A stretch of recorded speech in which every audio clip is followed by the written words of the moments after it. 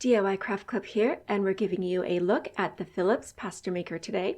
If you're into making fresh pasta or wanting to try making pasta for the first time, then you might like this a lot because it mixes everything together for you while it extrudes the pasta out. And it can be used for smaller batches, or if you want to have a pasta making day where you're making a whole bunch at once to dry or freeze, then this makes it just so easy. So all of the instructions come with it, so do go over those before you get started. There are some techniques in there that you should know before you go ahead with it. And for the right consistency between the liquid and the flour, well, you're really going to have to experiment with that because with pasta making, there's not really one recipe for everyone. And the reason why is that you might be in the part of the world that has more humidity in the air, so then you might need slightly less liquid than what the recipe calls for.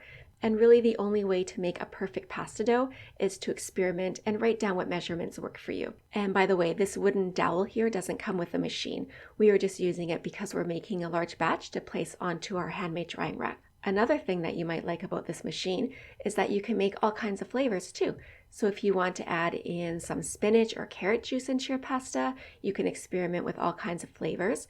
So this machine does come with 4 different shaping accessories, like the spaghetti one here, fettuccine, penne, and then lasagna too. So here's our first batch on our handmade drying rack.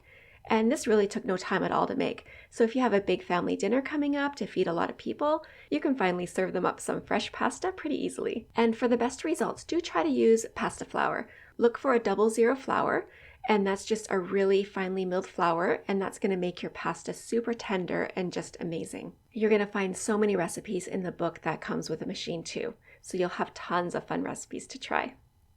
We hope this helps you out. Thanks for watching.